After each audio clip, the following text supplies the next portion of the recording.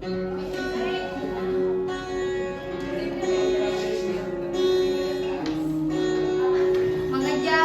bangku kuliah.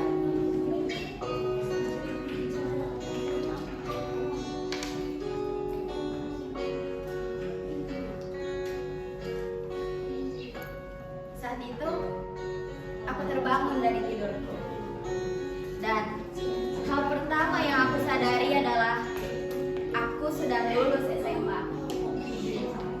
Aku sudah tidak lagi berstatus siswa. Sebentar lagi aku mahasiswa. Namun tidak mudah untuk menjadi mahasiswa di perguruan tinggi negeri. Aku heran, mengapa sangat susah untuk melanjutkan pendidikan di lembaga negeri. Aku kan anak pertiwi, tanah nenek moyangku sendiri. Apa ayahku harus jadi pejabat dulu? Itu hanya pikiran sampah.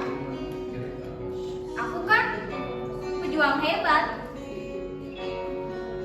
Mungkin perguruan tinggi lain akan menyusul saat Indonesia emas nanti. Mungkin.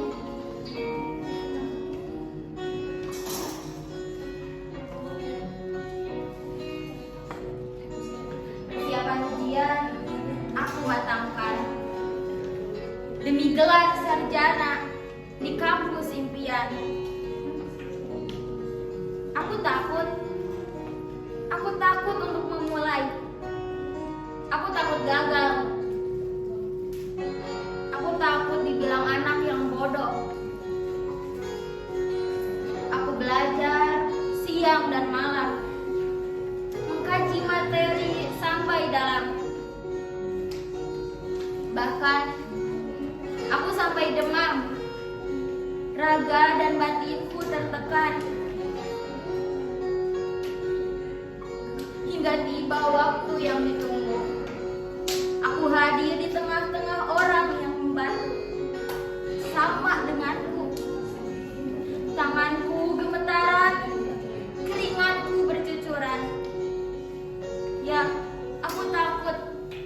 Aku takut gagal. Aku takut semua usahaku sia-sia.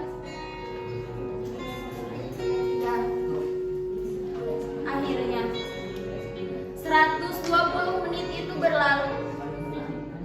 Aku berlari dan bergegas mencari pelipur hati. Seseorang yang mengantarku dari dini hari tadi. Ayah, ayah. Ku hampiri dibalas rembulannya.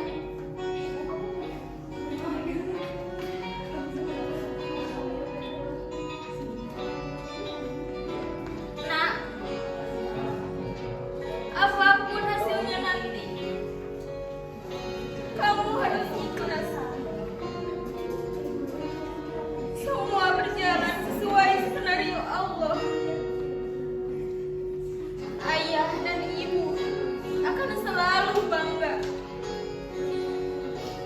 Di perjalanan pulang, aku membayangkan kalau aku gagal bagaimana,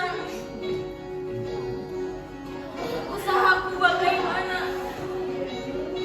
buku-buku tebalku akan terbuang sia-sia, uangku yang sudah keluar bagaimana, warna yang muncul nanti biru atau merah kah? Aku lelah. Aku lelah. Tapi di perjalanan aku tersenyum dan mengeratkan pelukanku. Perjalananku masih panjang. Peluangku bukan hanya di sini. Toh tidak buruk ketika aku tidak masuk di perguruan tinggi impianku. Aku bukan orang yang gagal. hebat. Terima kasih teman-teman. Assalamualaikum warahmatullahi wabarakatuh. Terima kasih kepada Bu Wardah telah memberikan kesempatan kepada saya untuk berbicara hari ini. Semoga pesan yang saya sampaikan dapat diterima.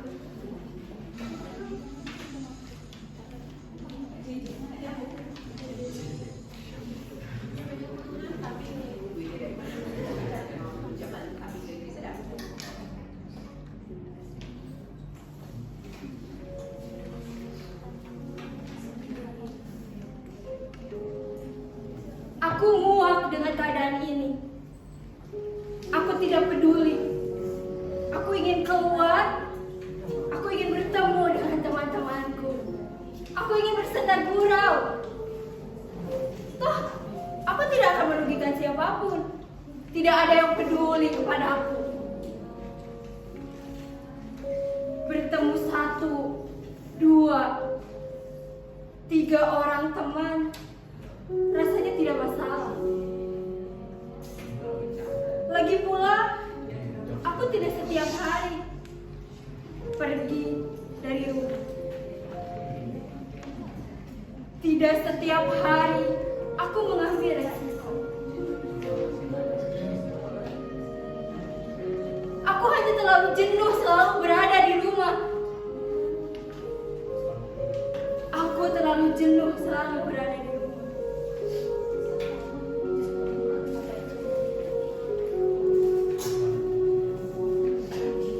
Setiap hari yang aku lakukan hanya selalu berada di rumah. Rumah itu yang dulunya penuh dengan canda tawa,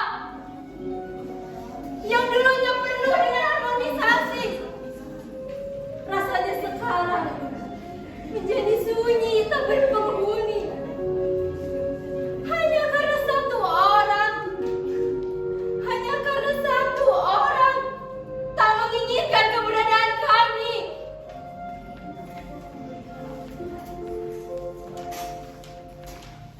Yang akan kulakukan hanya pergi, sedikit bersenang gurau bersama teman-teman, menikmati keramaian yang ada. Lagi pula, usia yang berisiko tinggi itu hanya usia 50, 60 tahun. Sedangkan aku masih 18 tahun. Tidak ada yang beresiko. Aku juga rajin olahraga, minum vitamin, cuci tangan. Setelah itu, aku tidak akan pergi ke banyak tempat. Hanya itu saja. Lalu aku bisa pulang, bertemu dengan orang tuaku,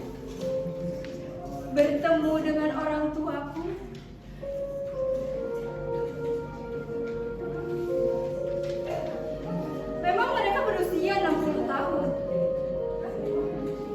tapi rasanya tidak apa-apa. Aku kan cuma bertemu dengan teman-temanku, 1, 2 orang saja. Mungkin akan ada beberapa orang, tapi rasanya tidak apa-apa. Tidak apa-apa aku pergi dari rumah.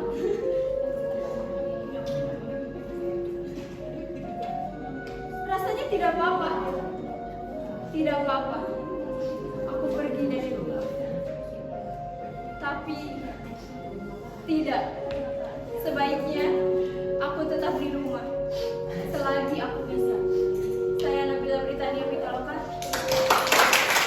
Bismillahirrahmanirrahim.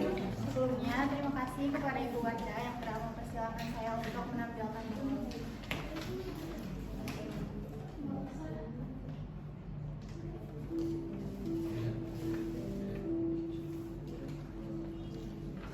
Sesatnya dunia. Seperti yang kita tahu, kasus penindasan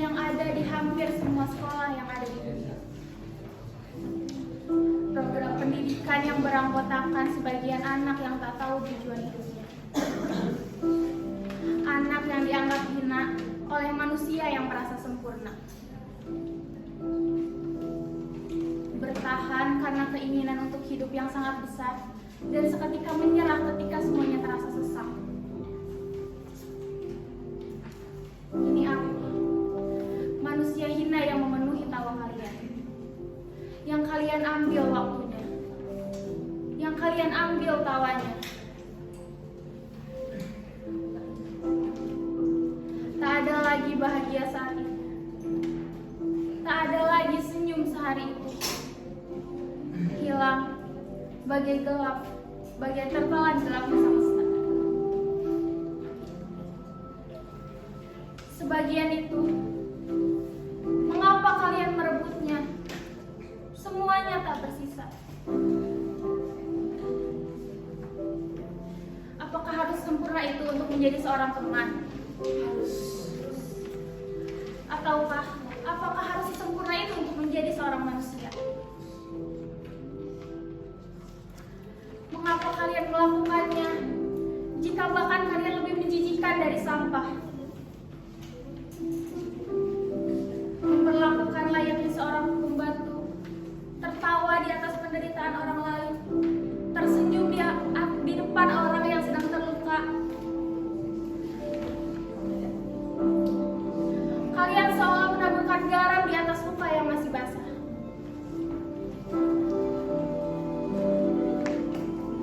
Emosi, ketakutan, kegagalan, bahkan tangisan menjadi satu dalam diri seorang gadis kecil yang tawanya diri ke dunia. Berlari dengan penuh ketakutan, bersembunyi di tengah bisikan kata, menyerah yang terus menggema, dan hanya bertahan dalam pikiran yang mengatakan bahwa aku mungkin akan tertawa pada suatu saat nanti. Hingga suatu saat, aku akan merebut tawa itu kembali. Dibantu dalam rekapan semesta, dengan mengadu pada bulan yang diselimuti ketakutan, dan bertahan pada ombak samudra yang mengajakku untuk pergi selamanya. Terima kasih.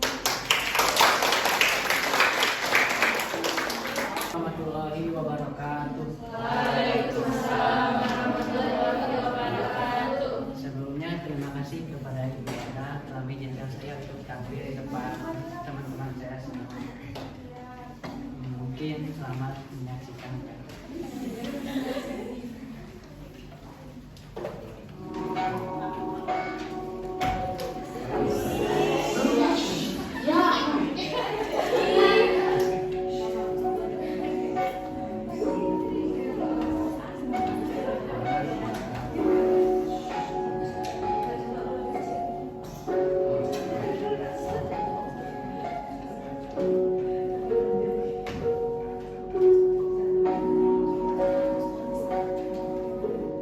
Dulu aku pernah berpikir mungkin sewaktu SMA aku dan teman-temanku adalah orang yang kurang beruntung.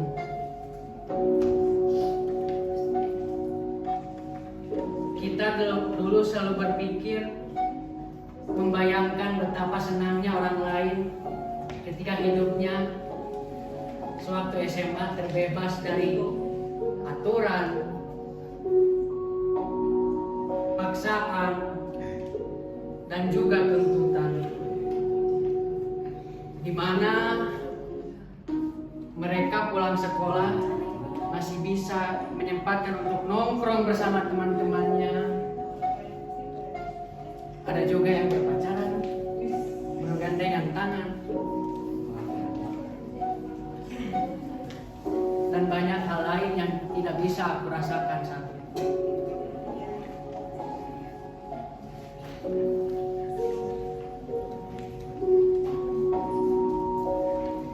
Yang mana semua itu aku pikirkan tanpa memikirkan sisi negatif atau hal yang lainnya.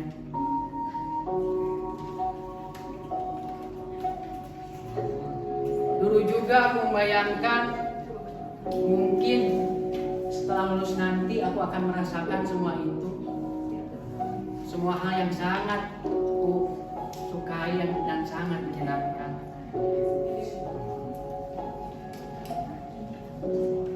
Namun faktanya, semua yang dahulu aku bayangkan, semua yang aku mimpikan, tidak sama dengan sekarang yang aku rasakan.